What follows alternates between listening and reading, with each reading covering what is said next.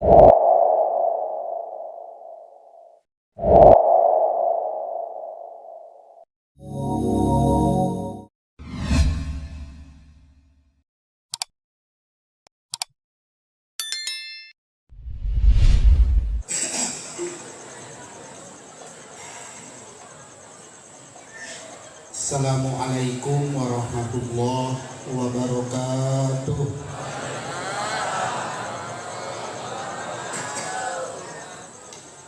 Alhamdulillahi rabbil alamin, wa bihi nasta'in wa ala umuri dunya waddin. Wassalatu wassalamu ala asrafil anbiya'i wal mursalin wa ala alihi wa ashabihi wa man tabi'ahu ila yaumiddin. Amma ba'du, usikum wa nafsi bitaqwallahi faqad fazal muttaqun wa ahussukum ala ta'atillahi wa ta'ati rasulihi fi kulli waqtin la'allakum tuflihun. Qala Allah ta'ala fil Qur'anil Karim, a'udzu billahi minasy syaithanir rajim. Innal ladzina qalu rabbuna Allahu tsumma istaqamu tatanazzalu 'alaihimul malaikatu alla takhafu wa la tahzanu wa abshiru bil jannati allati kuntum tu'adun. Wa qala Nabi sallallahu alaihi wasallam, Absus salam wasilul arham wat'imul ji'an wasolibil lail wan nasimi'ah tadkhulul jannata bisalam. Sadaqallahul adzim wa sadaqa rasulul karim wa nahnu ala dzalika minasyahidin wa syakirin walhamdulillahi rabbil alamin. Para bapak-bapak wali santri pondok pesantren Nurul Hidayah Pilwadi yang saya hormati, para tokoh masyarakat dan para alim ulama, para habaib dan para ustadz yang saya tidak bisa sebutkan satu persatunya, yang saya hormati, mudah-mudahan oleh Allah Subhanahu wa ta'ala dimuliakan. Amin ya Allah ya Rabbal alamin. Para hadirin, alhamdulillah pada malam ini saya bisa bersilaturahmi ke pondok pesantren Nurul Hidayah Pilwadi, pimpinan Mang Badri.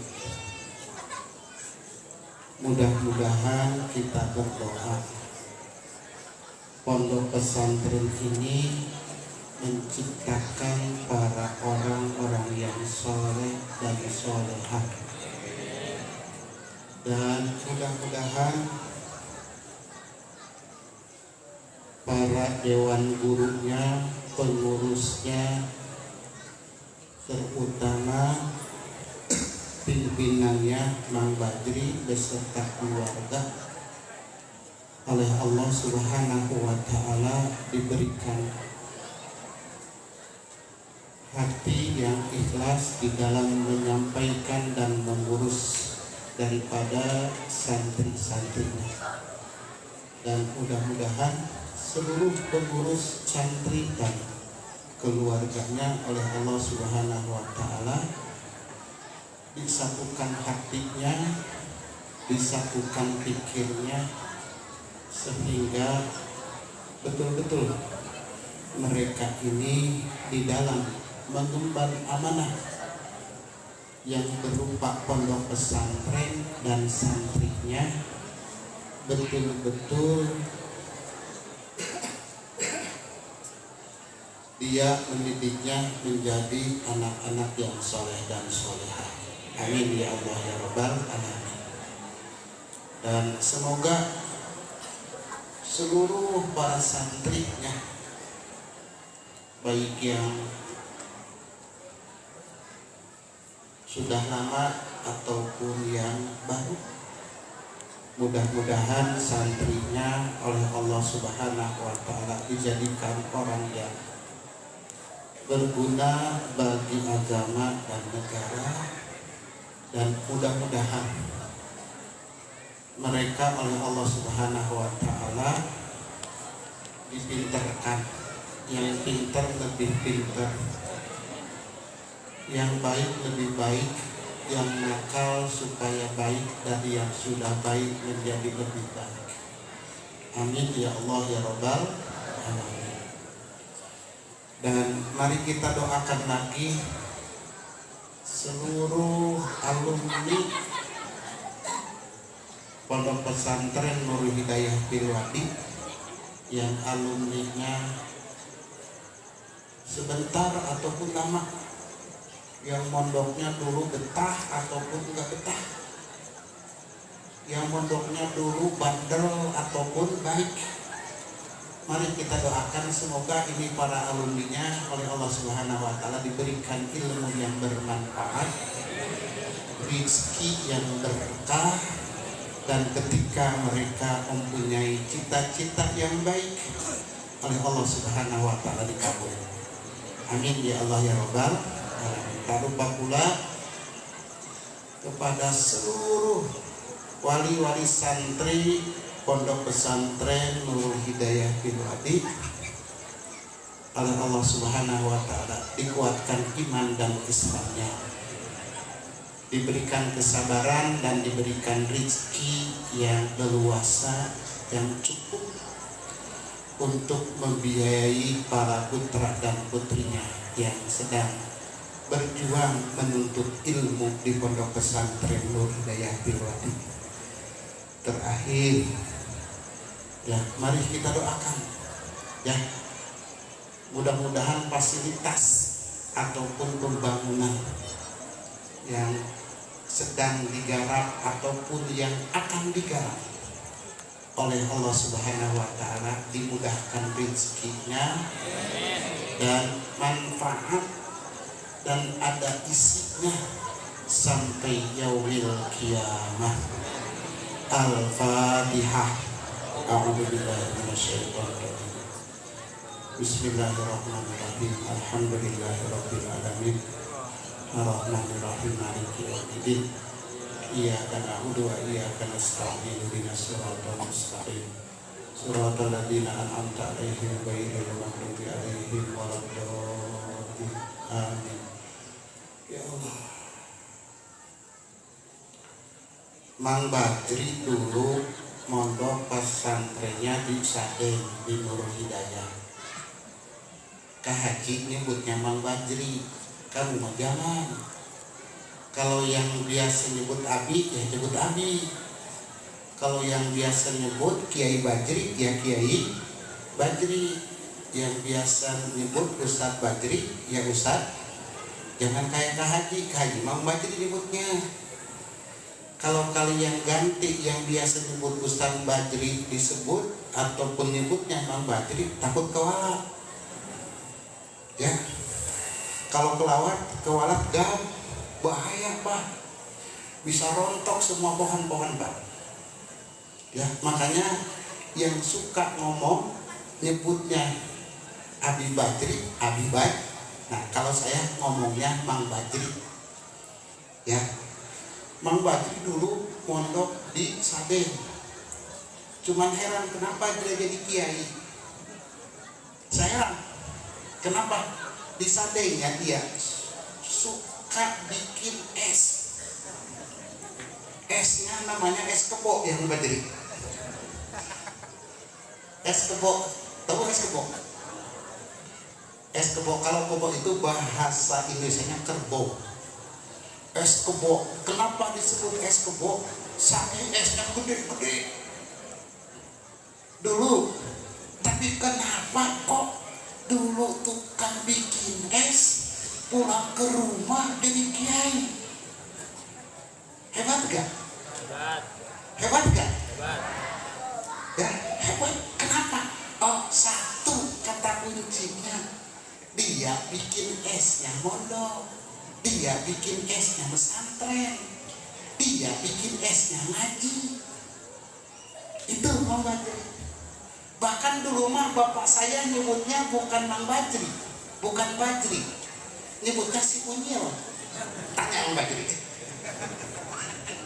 Si Unyil. Dulu bapak tahu film si Unyil? Tahu nggak? Karena mondok kesadenya masih kecil,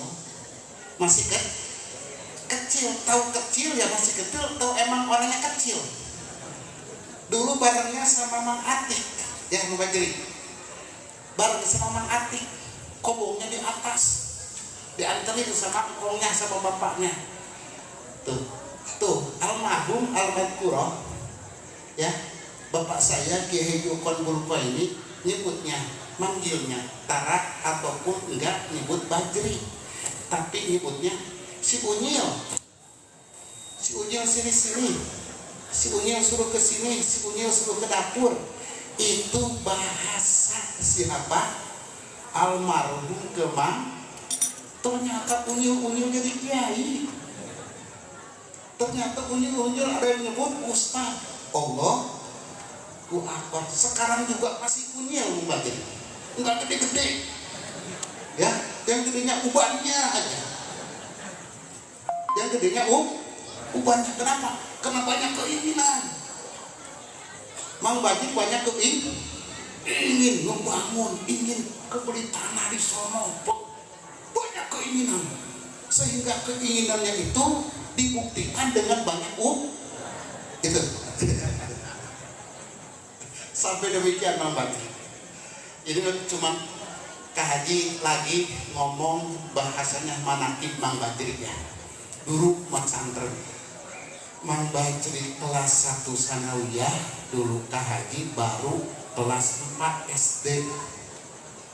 Dulu masih tuaan Mang Badri ya, masih tuaan Mang Badri. Makanya Mang Badri banyak ubannya karena banyak termasuk ingin poligami. Ya, kalau ngomong sama saya lagi berdua, ngomong Badri gimana, mau nggak? Ya mau Kak Haji. Terus gimana? Takut nggak? Nggak takut sama Teh Itoh? Nggak takut. Ya bener, iya nggak takut, cuman Teh Itoh yang menakutkan. Itu. Makanya uban terus, udah tahan aja daripada Mang Badri poligami nikah lagi. Lebih baik Mang Badri ada uban. Itu tanda ataupun ciri Mang Badri banyak itu ya. Para jamaah, para wali santri dan para hadirin, Rasul berkata dalam salah satu hadis yang berbunyi, ittaqu dzulma fa inna dzulmatun yaumal qiyamah wa syuhha fa inna kayahluku man qablakum. Kalau bahasa Sundanya begini, awas kalian jangan sampai menjadi orang yang suka zolim, karena zolim itu nanti di akhirat akan mendapatkan kesesatan kalian. Wasuha, awas lagi, kamu jangan menjadi orang yang pedit, korek. Kenapa? Karena dengan sifat pedit dan korek, orang-orang yang terdahulu sudah Allah hancurkan. Jadi satu, jangan sampai kita gol. Yang kedua apa? Pelit. Itu awas, jangan sampai satu dolim, yang kedua Apa itu dolim? almarhum Bapak dalam rekamannya di Taripan definisi dolim adalah wat usai bigairi mahalih, menempatkan sesuatu bukan di tempatnya. Itu Jod, menempatkan sesuatu bukan di itu Jod. Zalim. Menempatkan BH di kepala itu Jod. Zalim. Menempatkan peci di lutut itu Jod. Zalim. Wat usai bigairi mahalih, perempuan jadi laki-laki itu Jod. Laki-laki jadi perempuan itu Jod.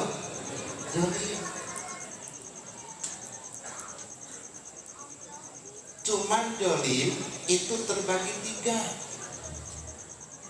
Dolim terbagi tiga. Satu, dolim kepada Allah. Dolim kepada Allah. Apa dolim kepada Allah? Musyrik. Kata Allah, inna syirka ladulmun azim. Inna syirka ladulmun azim. Musyrik itu adalah dolim yang jumbo kalau orang Somoma. Jadi paling besarnya dolim itu adalah musyrik. Apa itu musyrik? Musyrik itu adalah ada keyakinan selain kepada Allah. Ada keyakinan selain kepada Allah, itu adalah musyrik. Allah yang memberikan rezeki, Allah yang mendatangkan rezeki. Lantas kita ngomong dalam hati ataupun kita berkeyakinan, oh kalau saya nggak bawa angkot nggak dapat rezeki. Oh kalau saya nggak usaha nggak dapat duit. Kalau saya enggak kerja, enggak dapat itu adalah bagian daripada musyrik. Kalau angkot yang mendatangkan rezeki, mungkin kiai enggak kebagian rezeki. Betul? Mungkin yang petani enggak kedapatan rezeki.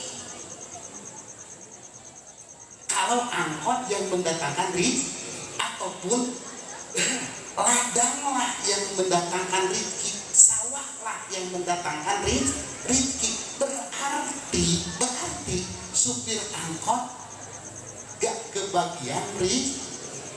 Nah, dalam hati kita ada keyakinan selain kepada Allah.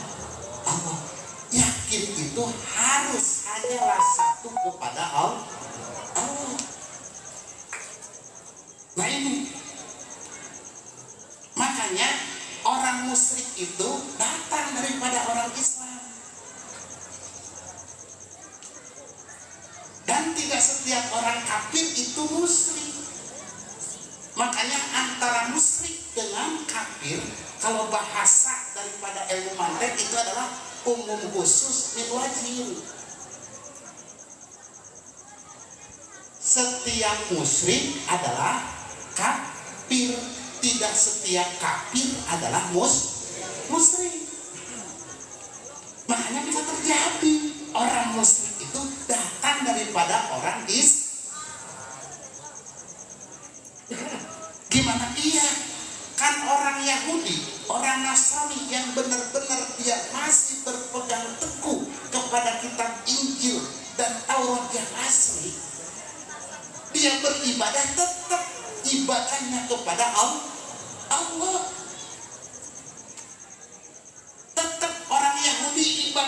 kepada Allah. Cuman satu dia kesalahannya, tidak mau beriman kepada Rasulullah Sallallahu Alaihi Wasallam. Segitu disuruh sama Allah untuk beriman kepada Nabi Muhammad, mereka tidak beriman kepada Nabi Muhammad.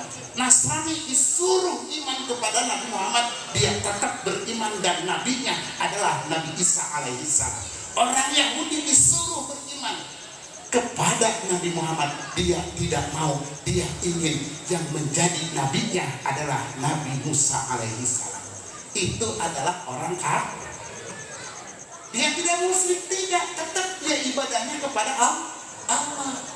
Makanya orang musyrik itu sama orang kafir itu bahasa ilmu mantiknya umum khusus min. Setiap musyrik, setiap itu hanya bisa terjadi. Umat Islam ada yang musyrik. Kita jangan jauh-jauh. Kita jangan jauh tuh. Masalah rezeki aja tadi saya contohin. Masalah rezeki. Kalau Bapak sebagai profesi, sebagai karyawan, terus Bapak meyakini dengan karyawan ini saya dapat rezeki, dengan karyawan ini, dengan kerja ini saya dapat gaji, dapat rezeki, itu udah termasuk bagian daripada musyrik. Makanya kalau bapak-bapak nih, kalau lagi usaha, lagi maju, untung gede, cepat-cepat berhenti Pak. Cepat-cepat berhenti. Lagi dagang, maju, sampai punya untung sehari 100 juta, 200 juta, sampai 1 miliar. Nah, cepat-cepat berhenti. Takut apa? Takut Bapak meyakini dengan usaha adalah mendatangkan rezeki. Kalau orang musyrik gimana? Ya itu termasuk kepada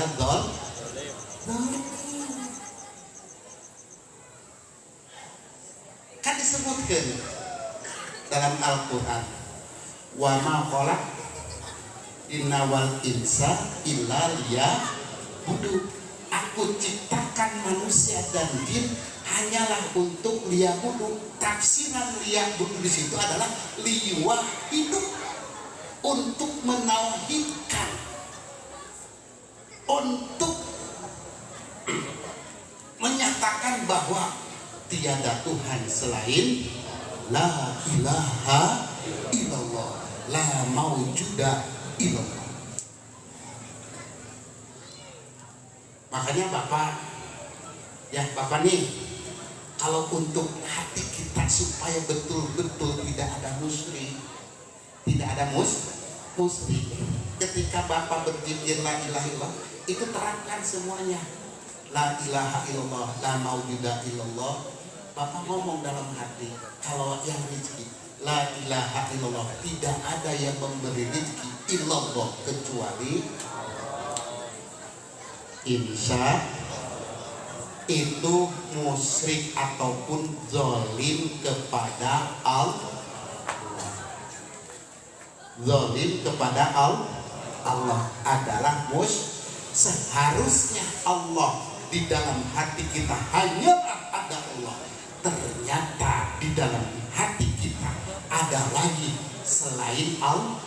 Bukan berarti orang musyrik tidak percaya sama Allah. Dia percaya sama Allah, cuman di dalam kepercayaannya sama Allah dia ada lagi percaya kepada selain Allah. Tadi saya kalau nggak pakai cincin ini, ya udah tadi celaka, saya mati tadi cincin ini. Kalau saya nggak pakai sabuk ini, udah habis tadi digebukin.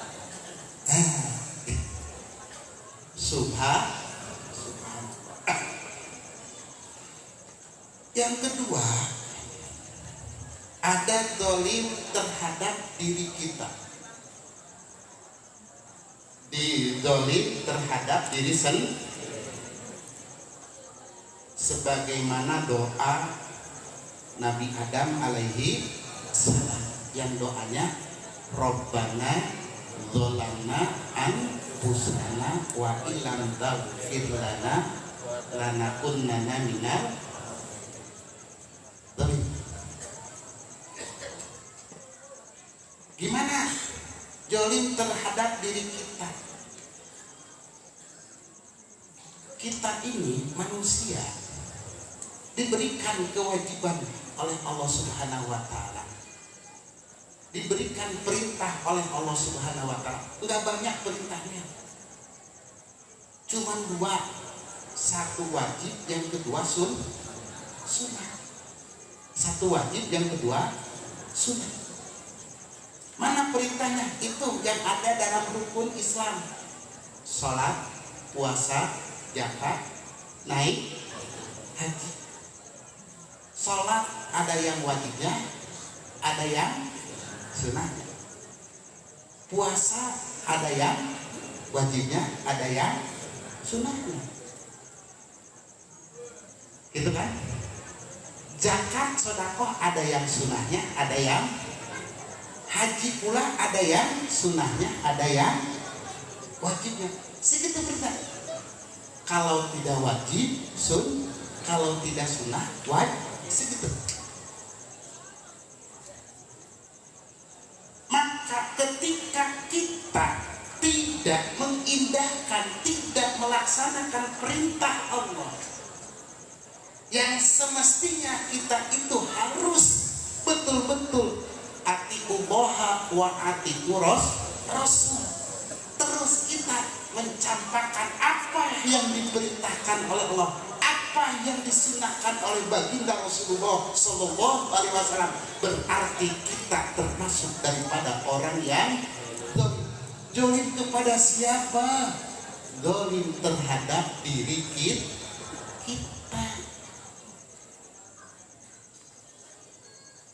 Disuruh sholat enggak sholat, berarti dot. Kenapa? Wa usyek bi ghairi maha, menempatkan sesuatu bukan di tempat. Harusnya manusia itu sholat, ini enggak sholat. Harusnya bulan Ramadan kita saum, ini tidak saum. Seharusnya kita udah mampu, biayanya ada, harus berangkat haji, ini enggak berangkat haji, itu namanya zalim. Kalau orang yang gitu gimana? Nanti datang ke akhiratnya zulmatun fil akhirah, datang ke akhiratnya dia mendapatkan kesesatan, maksudnya dia masuk neraka. Dia masuk neraka. Bukan masuk surga. Nah, begitupun bapak-bapak. Di antara bapak zalim, ketika bapak punya anak, ketika bapak punya istri, terus anak bapak tidak bapak didik dengan kebaikan, terus bapak istri bapak tidak bisa ataupun tidak dididik dengan kebaikan, maka itu adalah bagian dari bapak yang zalim terhadap siapa? Terhadap anak. Zalim terhadap siapa? Terhadap keluarga. Haji kan saya mah nggak bisa ngaji. Gimana mau ngajarinnya? Ya masukin ke pondok pesantren. Masukin ke pondok pesantren.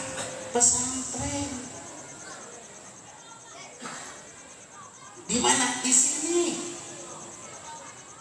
Masukin. Kalau bapak-bapak nggak bisa didik anak. Kalau bapak tidak mendidik anak, berarti bapak termasuk orang yang zalim sama siapa? Sama anak. Nanti bapak datang ke akhirat masuk neraka loh. Mau masuk neraka? Mau nggak? Enggak. Didik anaknya, nggak bisa masukin ke pondok pesantren.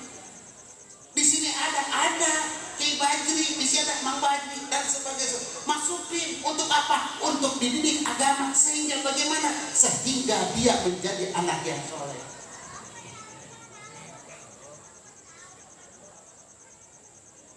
Cuma begini Bapak, ketika bapak-bapak masukin anak ke pondok pesantren, awas ya, bapak-bapak cukup tugas bapak cuma 3,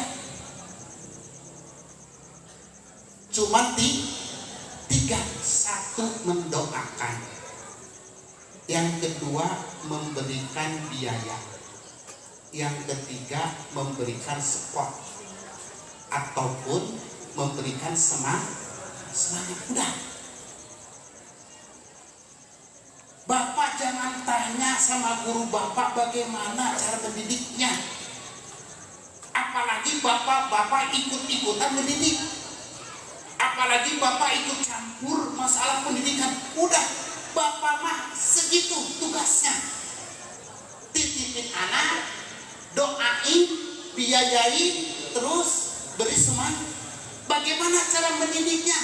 Bapak jangan ikut campur. Bapak hanyalah menitipkan dan tugasnya begitu. Cara mendidiknya adalah bagian daripada pondok pesantren.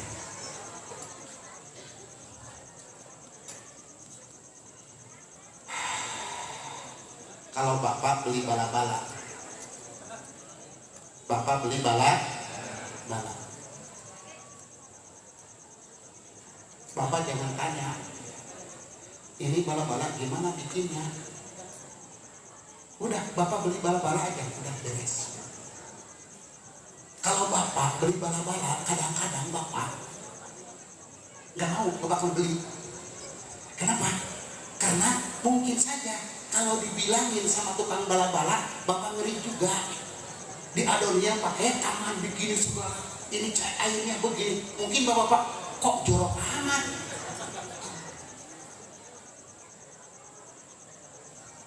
Gitu.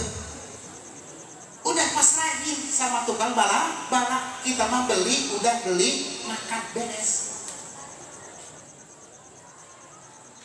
Bapak masukin motor ke bengkel, masukin motor ke bengkel, rusak. Bapak jangan tanya, ini gimana ya betul. Udah, pokoknya terima beres, udah.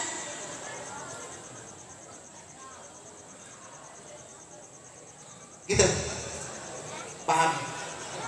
Nah ini suka banyak wali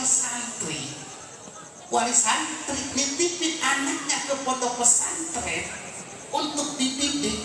Ini suka intervensi, ikut-ikutan. Gimana ya anak saya? Kok anak saya dipukul? Kok anak saya gini? Kok ini nggak bakalan jadi. Kalau Bapak ikut-ikutan sama apa cara pondok pesantren mendidik anak Bapak. Makanya udah segitu aja, beres. Yang penting anak Bapak ya, yang penting anak Bapak dididik dengan sebenar-benarnya. Pulang ke rumah anak Bapak ada perubahan dari jelek menjadi baik, dari baik lebih baik. Cuman ketika Bapak memasrahkan anak, jangan sekedar memasrahkan aja. Nih, udah, jangan gitu Pak. Kalau bisa Bapak bilangin, ceritain sama gurunya. Nih anak kejelekannya, bilangin sama gurunya. Kebaikannya pun bilangin. Nih anak saya rajin, sholatnya rajin, ini, bilangin semuanya. Kejelekannya pun bilangin semua, laporin sama guru, laporin sama ustadznya, laporin sama kinya, begini, supaya apa? Ustadznya, kiainya gampang mendidiknya, gampang mengarahkannya.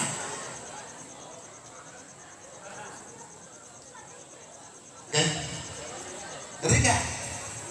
Kalau Bapak mau ke rumah sakit, mau berobat, datang aja ke rumah sakit, nggak ngomong penyakit apa-apa. Dokter Debatin nggak? Datang aja ke rumah sakit, bisa-bisa disuntik mati loh. Bisa-bisa suntik mati. Datang ke rumah sakit, bilang, nih saya sakit gigi, nih saya sakit perut, nih saya sakit kepala. Jadi dokter gampang. Oh sakit kepala, nih obatnya. Oh sakit gigi, oh ini resepnya. Itu bapak-bapak. Ya makanya bapak-bapak, seyogyanya nih wali santri, seyogyanya nih wali santri, setiap ketemu sama kiai jangan sekedar ketemu aja pak, sekedar ketemu harus gimana? Harus ngobrol, harus ngobrol sama siapa? Sama gurunya. Ngobrolin apa? Ngobrolin tentang anak. Ini makan boro-boro nemuin sama gurunya. Ketemu guru, lompat. Ketemu guru, lari. Jangan gitu pak. Kalau bapak pengen punya anak kalau memang bapak ingin anak yang dididik di sini itu betul-betul berhasil sesuai dengan keinginan kita, sesuai dengan keinginan guru.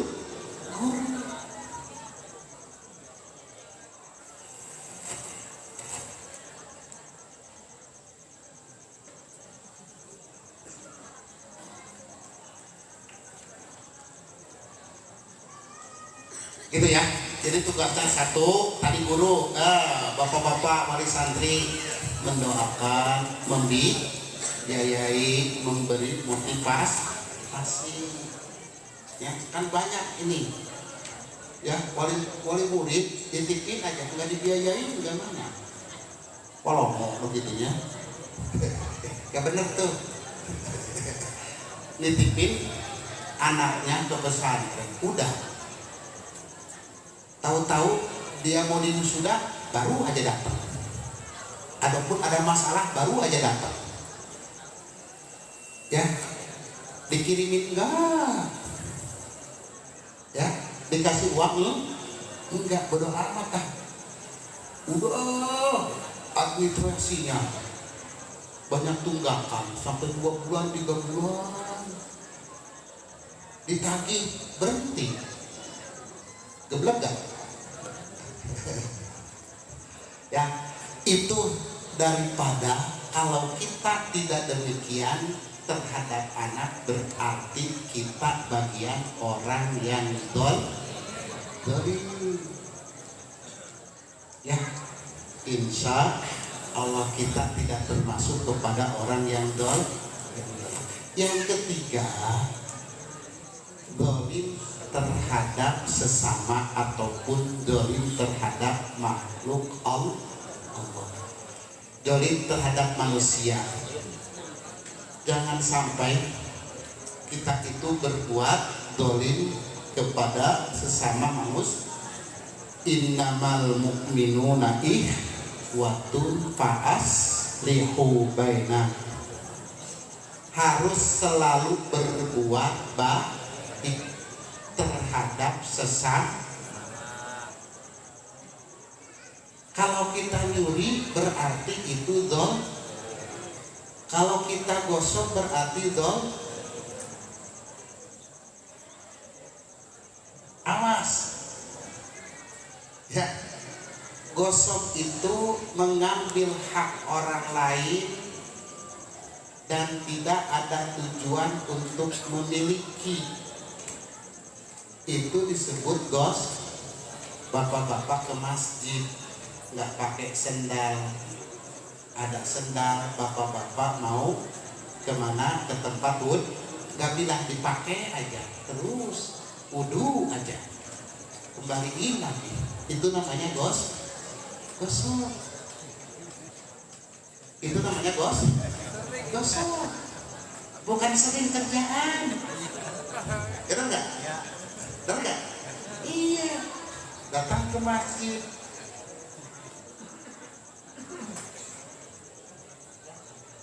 datang ke masjid, ada samping orang main pakai aja udah. Ada tetangga, ada sapu di rumahnya, kita mau nyapu main pakai aja, bilang udah apa udah, terus ditaruh lagi aja. Itu adalah termasuk dolim. Gimana? Harus minta halalnya dong.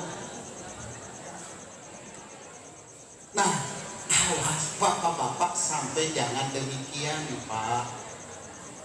Ya, anak dititipin di pondok,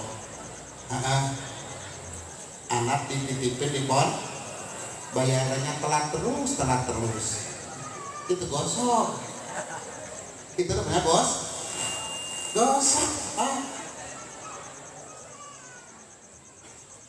namanya kalau gosok termasuk dong. Kalau juri nantinya di mana? Neraka. Mau masuk neraka? Yang paling sesat daripada sesat orang muslim itu adalah orang yang masuk neraka. Kenapa? Karena kita ini bukan makhluk neraka, Pak. Kita ini adalah makhluk surga. Kenapa? Karena nenek moyang kita, Nabi Adam adalah penduduk surga. Maka kita kembalinya harus ke surga kembali, jangan ke neraka. Itu masalah kembali. Kayak ayam harusnya masuk ke kandangnya. Ini mah ayam malah tidurnya di pohon. Tidur di pohon. Rawan nggak? Pasti rawan atuh. Mungkin ada binatang yang lain, bahasa Sunda care, ataupun bahasa siapa yang suka makan ayam? Hah? Ada? Wow. Rawan nggak? Rawan. Tapi kalau pulangnya langsung ke mana? Ke kandangnya. Itu ayam aman. Nah kita juga kalau pengen aman, karena kita ini adalah makhluk surga. Kenapa makhluk surga? Karena Nabi kita, nenek moyang kita, Nabi Adam dan Siti Hawa adalah penduduk asli surga.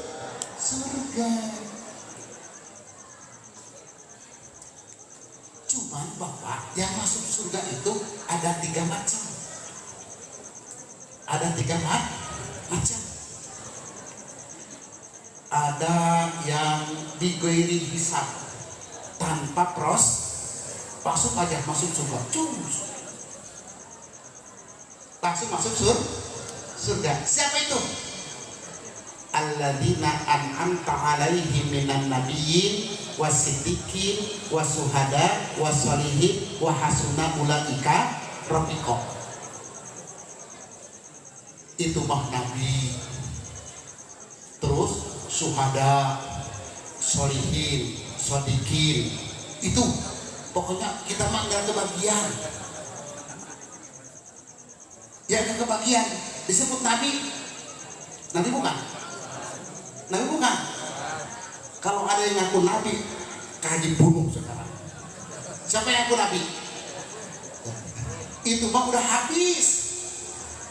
Itu yang masuk surganya digoiris langsung cus. Ada lagi yang masuk surganya dihisabin, diproses dulu, ditanya dulu.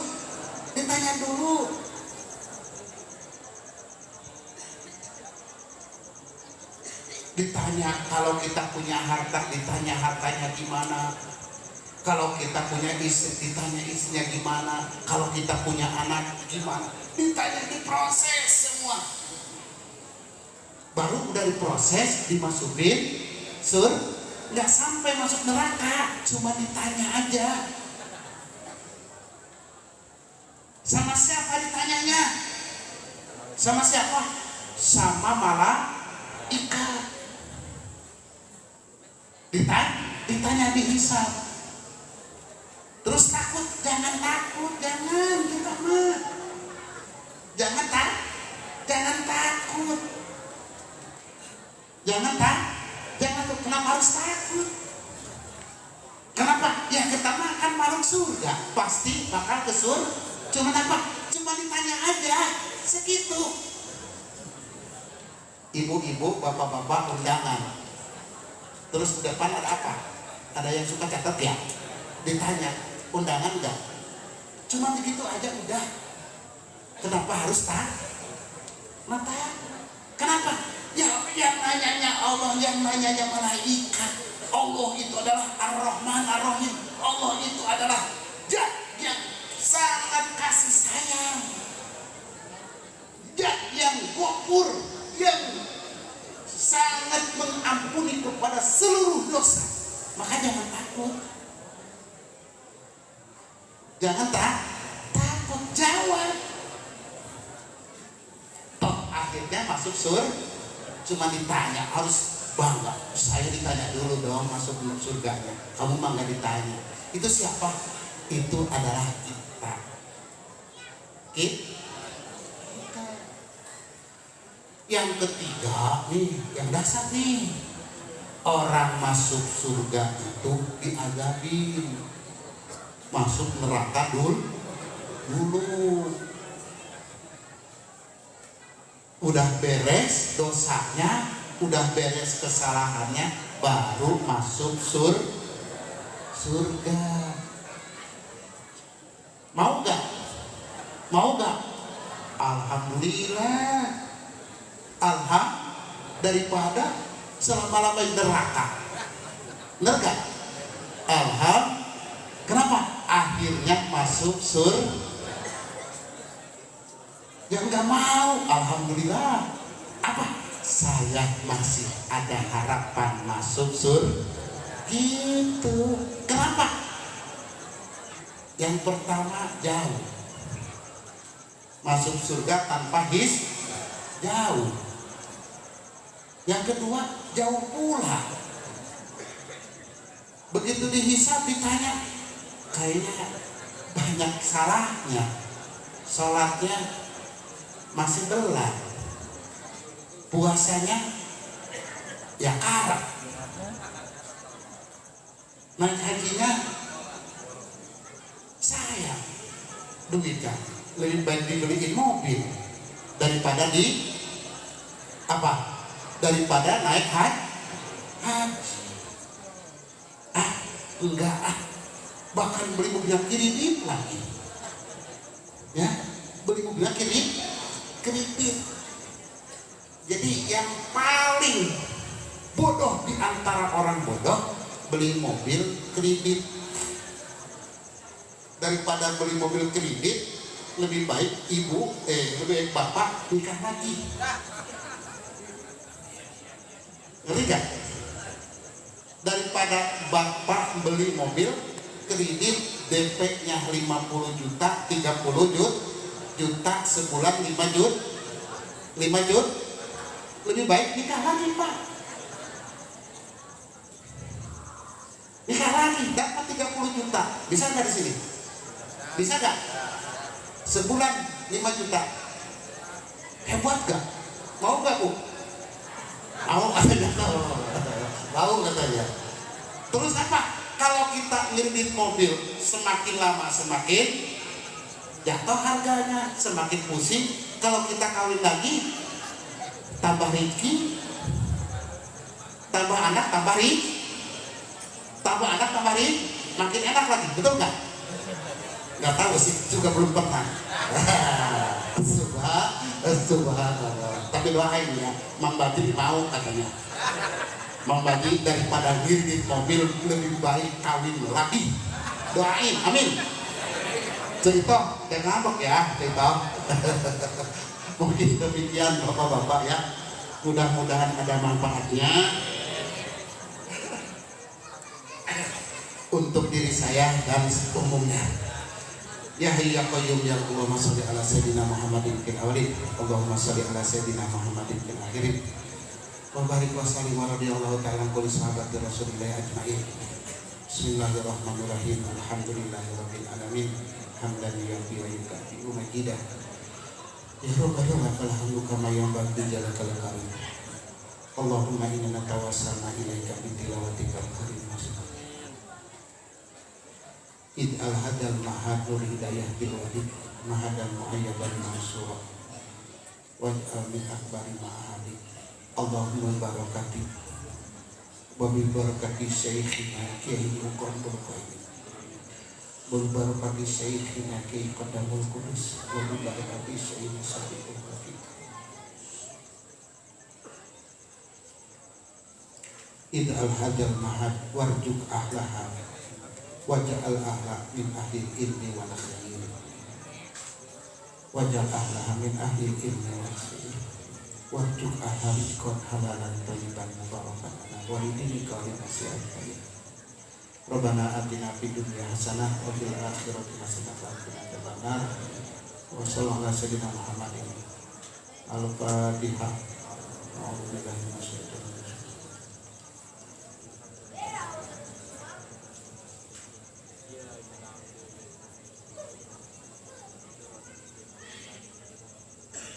Wabillahi taufiq. Assalamualaikum warahmatullahi wabarakatuh. Waalaikumsalam warahmatullahi wabarakatuh.